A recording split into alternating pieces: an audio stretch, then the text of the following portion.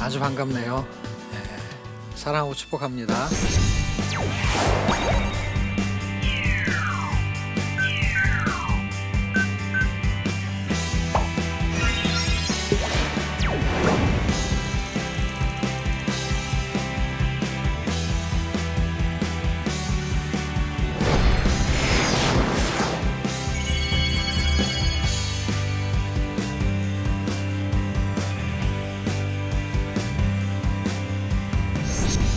자, 어떻게 성경을 잘 통독할 수 있을까요? 이렇게 하면 도움이 될 것 같아요. 일단 성경 통독을 하려면 성경 통독하는 그 자신의 그 특성을 이해해야 되고요. 또 하나는 성경의 특성을 이해해야 돼요. 자, 일단 가장 쉬운 거, 우리 사람의 특성이 있어요. 그런데 사람도 다 개개인의 특성이 달라요. 그래서 사람들이 어떻게 하면 성경 통독을 잘할까 할 때, 선택을 할 때 어떻게 할 때 이 방법론에서 굉장히 문제가 제기됩니다. 그런데 방법론은 그렇게 중요하지가 않아요. 자, 성경을 정독해야 될까 아니면은 속독을 해야 될까 아니면 다독해야 될까 할 때 어떤 방식인지 상관이 없어요. 왜냐하면 개인적인 특성에 따라서 편히 자기가 잘하는 걸 하시면 돼요.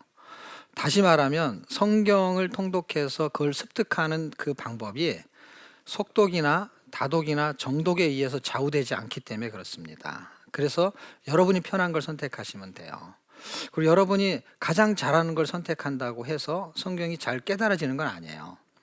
왜냐하면 성경의 특성 때문에 그렇습니다. 성경의 특성은 주체가 성경한테 있어요. 처음에는 사람한테 있다고 생각하기 때문에 내가 성경 읽는 거지. 그런데 성경이 주체가 된다는 의미는 뭐냐면 깨닫는 주체가 성경한테 있어요. 사람한테 없어요. 왜 없냐면 성경의 말씀을 믿지 못하는 사람의 특성이 있는데 그 특성이 죄의 특성이에요. 죄 때문에 이게 안 믿어져요. 그런데 주체가 성경에 있다는 건 뭐냐면 성경은 어떤 특성을 갖고 있냐면 믿음을 주는 하나님의 은혜의 특성을 갖고 있어요. 이게 다릅니다. 그러면 편하게 선택을 하시면 돼요. 어떤 방법을 선택할지보다 더 중요한 거는 성경의 특성, 나의 특성. 더 중요한 거는 성경의 특성을 이해하면 될 것입니다. 왜냐하면 성경 읽기는 어떤 방식보다 성경의 특징만 이해하게 되면 굉장히 가능성이 있습니다. 주체가 어디라는 거를 먼저 이해하면 되는데요. 제가 예를 하나 들게요. 사람이 술을 먹어요. 그런데 계속 먹어요. 그러면 뭐라고 하냐면 처음에는 사람이 술을 먹는데 시간이 지나면 술이 사람을 먹어요. 근데 술이 뭐 입이 달린 것도 아니잖아요. 그 의미가 이런 의미죠. 술이 사람을 취하게 만든다라는 거예요. 사람이 한 게 뭐가 있냐면요. 먹는 것밖에 없어요. 그런데 취해요. 뭐 때문에? 술의 효력 때문에 그렇습니다. 물을 아무리 많이 먹어도 취하지 않아요. 왜냐하면 물은 사람을 취하게 하는 효력이 없기 때문에 그렇습니다. 그러면 먹는 건 사람이 먹어요. 그러니까 주체가 사람이에요. 그런데 나중에 바뀌어요, 안 바뀌어요? 바뀌죠. 똑같은 원리입니다. 처음에 사람이 성경을 읽어요. 그런데 나중에 성경이 사람을 읽어요. 이게 말이 됩니까? 마찬가지죠. 술이 사람을 먹어요? 안 먹잖아요. 근데 맥힌 꼴이 됐잖아요. 어떻게? 술의 효력 때문에. 하나님의 말씀도 효력이 있습니다. 우리는 읽기만 해요. 읽기만 했는데 술의 효력처럼 말씀의 효력은 우리를 취하게 만들어요. 어떻게? 말씀에. 그래서 말씀에 취하게 만든다는 것은 꼭 이런 거와 같아요. 어떤 거? 말씀의 통치를 받아요. 말씀의 지배를 받아요. 뭐에 의해서? 말씀의 효력에 의해서 그렇게 되는 것입니다. 자, 그러면 우리가 말씀을 취하도록 읽게 된다면 말씀의 효력에 의해서 우리는 말씀의 지배를 받게 돼요. 그런데 읽는 방식이 또 있을 거 아니에요? 정독, 속독, 이거는 어떤 방식보다는 어떤 패턴을 말하는 거고요. 그럼 어떻게 읽어야 됩니까? 성경을. 술을 마시는 방법이 있고 차를 마시는 예의가 있듯이 성경을 읽는 방법의 다양성이 있습니다. 어떻게 읽으면 좋냐면 성경은 전체적으로 반복적으로 읽어야 됩니다. 성경은 구약과 신약이 66권으로 되어 있습니다. 그럼 어떤 식으로 읽으면 좋습니까? 예를 하나 들게요. 여러분 혹시 소고기국 먹어본 적 있어요? 예, 소고기 국밥. 그런데 제가 옛날에 어렸을 때 부모님이 저한테 심부름을 시켰어요. 어떤 심부름을 시켰냐면 소고기 한 근 사와. 그런데 국거리용으로 사와 이렇게요. 그래서 국거리용으로 사오면 안다는 거예요. 정육점 주인이. 덩어리로 썰어준대요. 한 근 덩어리로. 자, 실험을 만약에 해본다면 똑같은 냄비와 똑같은 불의 세기에다가 똑같은 양의 물을 붓고 소고기 한 근을 한쪽에는 덩어리를 집어넣고요. 한쪽은 어차피 다 이게 국이 끓으면 잘게 썰어가지고 고명처럼 얹어주잖아요. 그러면 아예 처음부터 썰어서 국을 끓여요. 그리고 두 개의 맛을 보면 잘게 썰은 것보다 덩어리로 삶은 게 훨씬 맛있대요. 그래서 덩어리로 삶아요. 그럼 무슨 얘기예요? 성경을 한 권 읽을 때 한 번에 읽어야 덩어리째 먹는 느낌이 듭니다. 성경은 한 권을 통으로 읽는 거예요. 김장한 김치를요, 포기를 50포기, 100포기 이렇게 한꺼번에 통에 담아 저장할 수 있어요. 그런데 포기 수가 많은 것이 훨씬 깊은 맛이 나온다고 합니다. 실제로. 그러면 성경을 읽을 때도 방법이 한 권을 통으로 읽는 것입니다. 그런데 이걸 반복적으로 읽는 것이 굉장히 유익한데, 이 반복이라는 건 한 권을 한 번에 읽었는데 그걸 또 읽는 거예요. 이걸 반복이라고 하죠. 여러분 혹시 사골 드셔보셨어요? 사골. 뼈를 확 과요. 한 번 끓였어요. 그리고 두 번 끓여요. 세 번도 끓이죠. 왜 자꾸 끓여요? 끓일 때마다 깊은 맛이 나오죠. 왜냐하면 하나님의 말씀을 그렇게 한 번 읽고 두 번 읽고 세 번 읽으면 그리스도 생명의 진리의 맛을 볼 수가 있어요. 처음 읽으면 뭔지 잘 몰라요. 음식도 마찬가지고 성경도 마찬가지예요. 제가 예전에 뉴질랜드에 가서 처음 월남쌈을 먹었어요. 그런데 월남쌈이 무슨 맛인지 하나도 모르겠더라고요. 그런데 뉴질랜드를 거쳐가지고 호주를 갔거든요. 거기서 또 주는 거예요, 월남쌈을. 그때는 맛이 좀 달라지기 시작했어요. 그리고 거기 한 8개월 정도 살았는데 8개월 있으면서 점점 맛있어지기 시작하는 거예요. 여러분, 성경이 맛있습니까? 맛없습니까? 만약에 맛있다는 느낌이 들 정도가 되려면 한 권을 통으로 반복해서, 제가 그렇게 읽어봤잖아요. 성경을 로마서 한 권을 통으로 반복해서 1000번을 읽어봤어요. 그런데 그 다음에 또 1000번 읽어봤어요. 그리고 그 다음에 또 1000번 읽어봐서 로마서만 3500번을 읽었어요. 그럼 통에서 나오는 그 깊은 맛이 달라요. 왜냐하면 거기서 나오는 엑기스가 있어요. 성경 읽기는 어렵고 쉬운 게 아니라, 어떤 방식이 아니라 거기서 나오는 어떤 덩어리의 맛이 있거든요. 깊은 맛이 있습니다. 읽는 방법. 그런데 그렇게 읽기가 쉬울까요? 어려울까요? 어렵죠. 그래서 제가 쉬운 방법을 설명할게요. 좋겠죠? 네.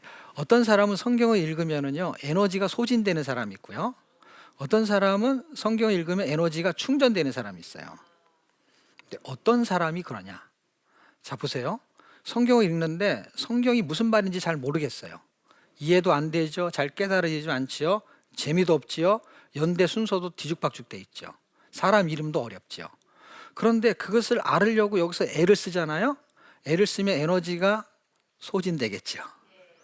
그런데 이걸 거꾸로 하면 돼요. 저쪽에서 알려주면 어떻게 했을까요? 어떨까요?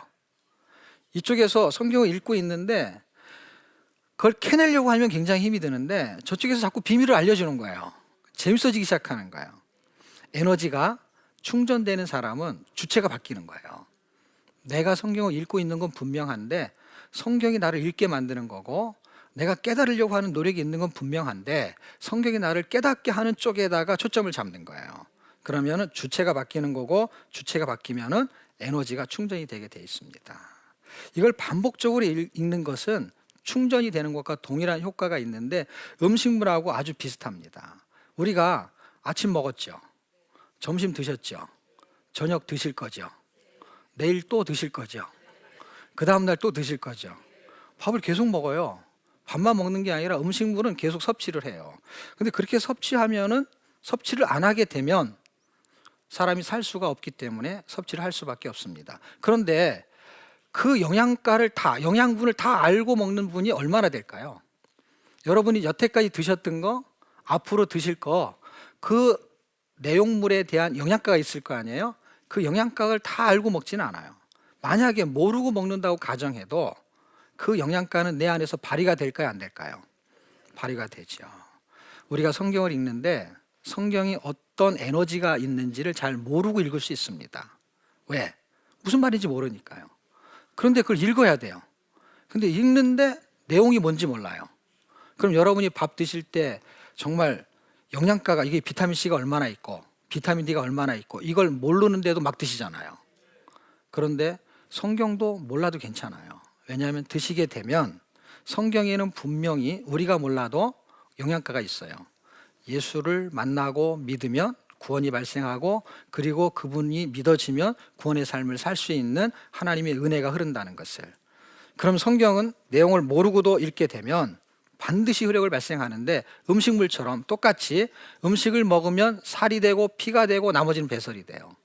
그러면 하나님의 말씀도 먹으면 그리스도의 살과 피가 되는데, 어떻게? 그리스도의 형상으로 모자이크 되는 것입니다. 여러분, 자동차 기름을 넣죠. 기름 안 넣으면 어떻게 돼요? 안 가죠. 여러분, 핸드폰 배터리에 충전하죠. 그 충전 안 하면 어떻게 돼요? 사용할 수가 없죠. 그래서 사람이 밥을 먹는 거죠. 똑같이 밥을 먹듯이 말씀을 충전해야 영원히 살 수가 있는 것이죠. 자, 그러면 이렇게 반복해서 읽는 내용들을 통해서 이거를 견뎌내는 거죠. 어떻게 견뎌내냐면, 이게 읽는 것도 힘이 들잖아요. 이게 견디는 거거든요. 말씀을 읽는 것을 받아내는 거거든요. 제가 옛날에 드라마를 하나 본 적이 있는데 제목이 상속자예요. 혹시 보신 분 있어요? 부제가 하나 달렸는데, 부제가 뭐냐면 왕관을 쓰려는 자, 그 무게를 견뎌라. 상속을 받는데 이게 너무너무 큰 거예요. 너무 크다 보니까 이거를 견뎌내야 되는 거예요. 무게를 이겨내야 되는 거예요. 하나님의 말씀이 얼마나 중요하고 높고 크면 이게 엄청난 무게감이 있는 거예요. 히브리서를 읽어보니까 사생자는 하나님의 훈계, 훈련, 징계가 없는 자가 사생자라는 거예요. 그럼 상속자는 훈계가 있는 거고 징계가 있는 거고 훈련이 있는 거예요. 어떤 거? 말씀에 대한 훈련. 말씀을 받아내는 필요성을 가져야 되는데, 그 말씀을 어떻게 받아내야 되냐? 하나님의 약속을 믿는 자가 말씀의 무게를 견뎌내는 거죠. 그 사람이 기도를 해요. 왜? 하나님의 일하심을 믿는 자가 기도의 무게를 견뎌내요. 성경은 감사하세요 이렇게 말해요. 근데 불평하고 싶어요. 그런데 감사를 하는 사람이 어떤 사람인가 봤더니 하나님의 선하심을 아는 자가 감사하는 거죠. 왜? 하나님이 잘해 주실 것을 믿기 때문에 그렇습니다. 이 성경을 읽어서 믿음이 생기면 이게 달라진다는 걸 알았어요. 어떤 거냐면, 제가 성경을 읽다가 신명기를 읽었어요. 신명기 4장 10절쯤 읽으니까 하나님이 모세를 통해서 사람들을 다 모으라는 거예요. 그래서 여러분들이 이렇게 모아졌잖아요. 그래가지고 하는 말씀이 뭐냐면, 내가 세상 사는 동안에 이 사람들한테 할 얘기가 있다. 그게 뭡니까? 그랬더니 세상 사는 동안에 나 경외함을 배우게 할 것이다. 하나님 경외하는 게 인생의 목적이라는 거예요. 신명기 6장으로 가니까 쉐마 이스라엘, 들으라 이스라엘, 어떻게 하나님을 경외하고 사랑하고 섬기는 것이 인생의 목적이라는 거예요. 제가 이것이 사실인 줄 알았는데 그전에는 믿어지지 않았어요. 근데 성경을 1000번, 2000번 이렇게 읽으면서 하나님의 말씀이 사실이 믿어지기 시작했어요. 믿음이 생기면 뭐가 생기는 줄 아세요? 실천으로 움직이게 돼 있어요. 제가 하나님의 말씀이 믿어지기 시작했어요. 아, 세상 사는 목적은 하나님을 경외하는 거구나. 그러면 하나님을 경외하는 건데 자녀들에게 가르치라는 거예요. 지금 신명기 4장과 6장은 너의 자녀에게 부지런히 가르치라는 거야. 아, 그때부터 제 마음이 하나님의 자녀로 키워야 되겠다. 그리고 그 자녀에게 네가 세상 사는 목적이 하나님을 경외하는 거야, 이걸 가르쳐야 되겠다 해서, 우리 아이가 세 아이가 있는데요. 세 아이 중에 첫째 아이가 초등학교 5학년 때 학교를 그만 다니게 하고 저하고 뉴질랜드하고 호주를 같이 갔어요. 1년 동안을. 가서 거기 가면은 아주 경치가 참 좋은 데가 많습니다. 그 바닷가에 아주 그 경치가 굉장히 좋은 곳에 그 아이하고 저하고 이야기를 하는 거야. 아빠가 널 여기 데리고 왔는데 사실 아빠는 너를 책임질 수가 없다. 네 인생을 책임지실 분은 하늘에 계신 아버지야. 네 인생은 거기다 맡겨야 돼. 아이가 지금 몇 살이에요? 5학년이면 10살, 11살밖에 안 됐어요. 애가 어리둥절해가지고요. 뭐라 그러는지 몰라. 무슨 말인지 몰라요. 근데 그 아이가 커가지고 지금 미국에 살고 있거든요. 그런데 우리 아이 세 아이들이 다 검정고시를 쳤어요. 예, 형편이 어려워서 학교를 못 보냈어요. 거짓말 같지요? 예, 반은 거짓말이고 반은 정말이에요. 그런데 뭐 때문에 아이들을 학교를 안 보냈냐면 학교에 가서 공부하는 것이 잘못되다고 생각한 것이 아니라 학교에 가니까 성경 읽을 시간이 없었던 거예요. 그래서 이 아이들에게 어릴 때부터 뭘 가르쳤냐면 성경 읽히고 성경을 암송시켰어요. 근데 처음에 암송시킨 게 뭐냐면 산상수훈. 다 아시죠? 마태복음 5장, 6장, 7장 다 외우면 한 103절에서 106절 정도 돼요. 100절 정도를 넘게 외우잖아요. 그럼 용돈으로 5만 원을 줬어요. 그런데 영어로 외우면 10만 원을 줬어요. 근데 영어를 잘 안 외우더라고요. 예. 빌립보서, 골로새서 다 외웠어요, 아이들이. 그런데 초등학교 1학년인 그 막내 아이가 있었어요. 남자아이가. 그 아이가 초등학교 2학년 때 이걸 산상수훈을 외우고 있었어요. 그런데 산상수훈을 외우고 있을 때 우리 집사람이 이 아이가 초등학교 1학년이니까 만 5세에 또 들어갔어요. 특례 입학. 우리를 왜 학교를 빨리 보내냐면 돈이 없어서. 왜 그러냐면 어린이집 가면 돈을 내야 되잖아요. 근데 학교에 가면은 무상교육이잖아요. 그래서 학교를 일찍 보내는 거예요. 어떻게 해서? 글씨만 읽혀가지고 보내요. 학교를 갔는데 맨날 빵점만 맞아. 집에서 맨날 뭐 하냐면 성경만 읽어. 암송을 해요. 산상수훈을 얘가 외우고 있었어요. 근데 아이한테 우리 집사람이 학교 갈 준비를 시켜야 되는데 애가 어리니까 유치원 수준이잖아요. 이 준비물을 잘 챙겨가지를 못해요. 그래서 매일 챙겨가라고 어떻게 해요? 준비물 챙겨가라고 맨날 잔소리 하는 거야, 저녁마다. 근데 하루는 얘가 뭐라 그러냐면 내일 일을 염려하지 말라. 한날의 괴로움은 그날의 족하니라. 정말로 그렇게 했다니까요. 암송한 게 생각난 거예요. 내일 일을 염려하지 말라. 그렇게 하고 6년이 지났어요. 중학교 1학년이 됐어요. 지금 3학년인데 그때 중학교 1학년이 돼가지고 아이가 성적표를 받아왔는데 그 성적표를 읽어보니까 뒤에서 두 번째야. 앞에서 두 번째면 좋은데 뒤에서 두 번째예요. 그래서 제가 그랬죠. 너 꼴찌했구나. 그랬더니 막 화를 내는 거예요. 왜냐하면 자기 뒤에 뭐가 하나 있잖아. 꼴찌라는 거는 맨 뒤가 꼴찌잖아요. 그래서 꼴찌에서 두 번째. 막 화를 내가지고요. 우리는 자존감이 되게 높아요. 예, 꼴찌 아니라는 거죠.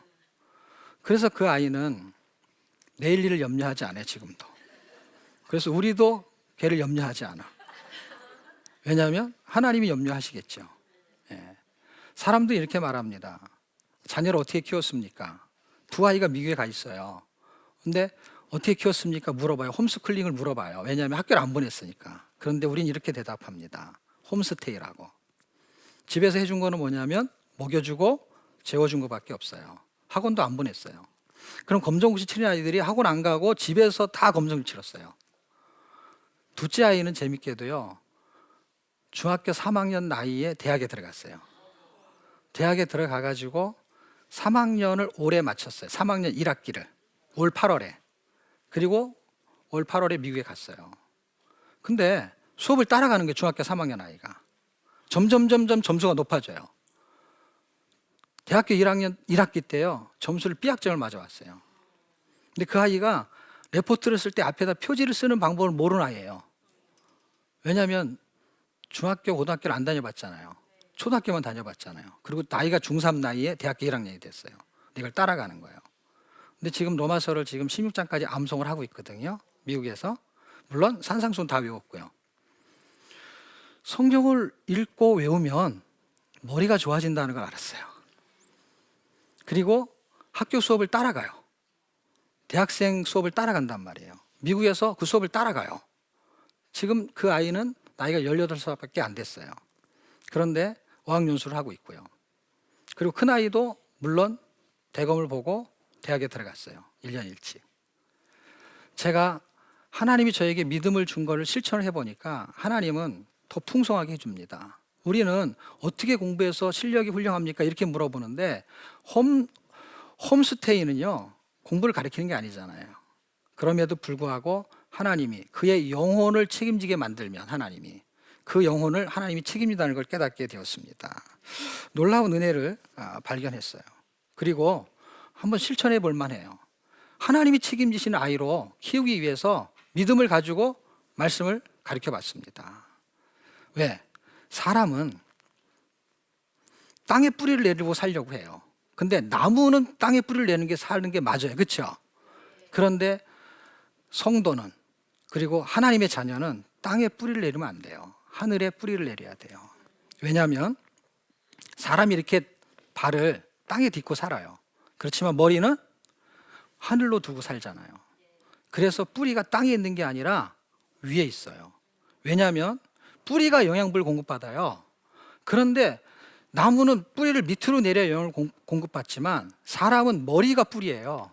머리를 통해서 이 지식의 생각을 통해서 영원한 생명인 하나님의 영양분을 공급받는 거거든요. 지식도 사실 머리로 받잖아요. 그러니까 뿌리를 하늘에 둬야 되는 것이고, 뿌리를 하늘에 두는 사람은 말씀에 두게 되어 있습니다. 뿌리 깊은 나무는 극심한 가뭄에도 살아남아요. 영성 깊은 사람은 극심한 고난에도 후퇴하지 않습니다. 믿음을 저버리지 않습니다.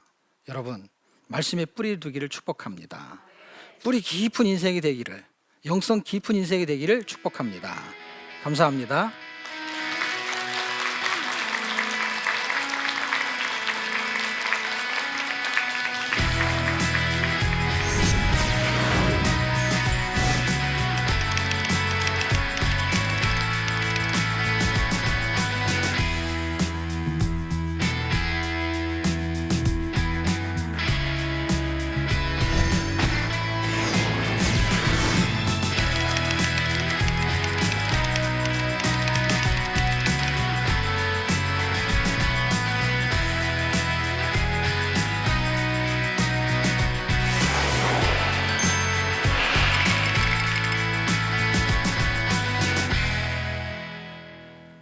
예, 오늘 강연 듣고 질문하실 거 있습니까? 예. 봉천동에서 온 한혜림이라고 합니다. 성경을 읽다 보면 레위기는 항상 좀 어려워서 통독에 실패하게 되는데요. 잘 읽을 수 있는 팁이 있다면 좀 알려주세요. 예, 팁이 없습니다. 예, 잘 읽을 수 있는 팁은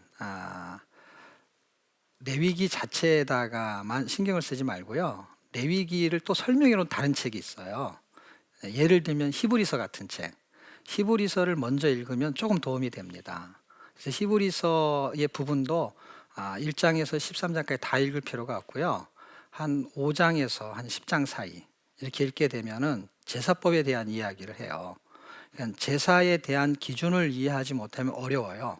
그러니까 제사에 대한 이해를 해야 되는데 중요한 키가 3개 있어요. 그 3개 있는 게 뭐냐면 제사를 지내는 거에 대한 3요소가 있어요. 뭐가 필요하냐면 성전이 있어야 되고요. 그 다음에 제사장이 있어야 되고요. 제물이 있어야 돼요. 요 3가지의 원리를 잘 이해하게 되면 좀 쉽게 접근할 수가 있고요. 요 3가지가 말해주는 의미가 뭔지를 알면 더 재밌거든요. 근데 레위기 자체에는 그 의미하는 바를 잘 설명하지 않아요. 근데 그 의미하는 바를 어디서 잘 설명하냐면 히브리서에서 설명을 해요. 근데 히브리서가 레위기보다는 좀 쉽다고 생각할 수 있는데 이걸 2개 동시에 보지 않으면 히브리서도 어려워요. 그런데 그 기준을 놓고 볼 때 히브리서를 볼 때의 팁을 갖게 되면 레위기로 연결시킬 수 있거든요. 일단 3 요소는 알았죠, 그렇죠? 3 요소가 말하는 핵심의 의미가 누구인지를 찾으면 되는데 성전이 예수님을 말하는 거예요. 그리고 제사장도 예수님을 말하는 거예요. 그리고 제물도 예수님을 말해요. 그거에 대한 설명은 레위기는 안 해요. 그런데 히브리서가 해요. 그럼 제가 드리는 팁을 가지고 보면 보이게 돼 있어요. 왜냐하면 그렇게 설명하고 있기 때문에. 그런데 더 중요한 거는 그렇게 읽고 나면 그것이 진짜 의미하는 바가 뭔가 보면 성전이 나를 설명하고 있었던 거예요. 그러니까 너희가 하나님의 성전인지 알지 못하느냐. 그리고 우리를 제사장이라고 설명해요. 어떻게? 너희는 왕 같은 제사장이다.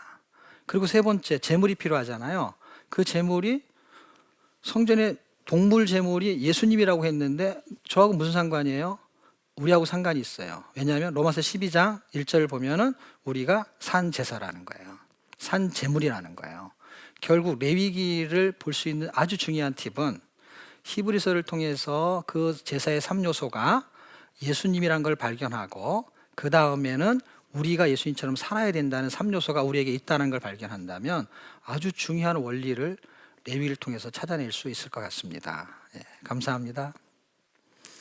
예, 아까부터 술 얘기를 가끔 했는데요. 예, 그 술에 중독되면 술에 의해서 살게 되고요. 술로 망해요. 술 때문에 망하죠. 만약에 마약에 중독된다고 하면은요, 마약에 의해서 살게 되다가 마약 때문에 망하게 됩니다. 그런데 우리가 예수님에게 중독된다면 예수로 살다가 예수로 죽게 됩니다. 다시 말하면 예수로 중독되는 방법이 하나 있다면 말씀에 중독되는 것입니다. 저와 여러분이 한평생 사는 동안 말씀에 중독되시기를 주의 이름으로 축복합니다. 감사합니다.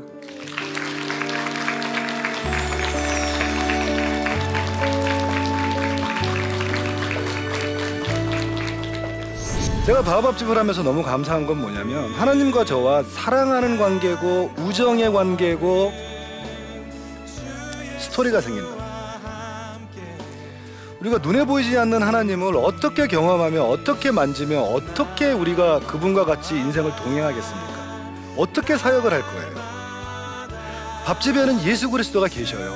2000년 전에 오셨던 예수님이 지금 오셨어도 대부분의 시간을 사실은 길거리에 계셨을 거예요. 그러면 우리가 왕이신 우리 하나님의 임재를 경험하는 가장 좋은 방법은 우리가 왕이 계신 곳에 가는 거죠.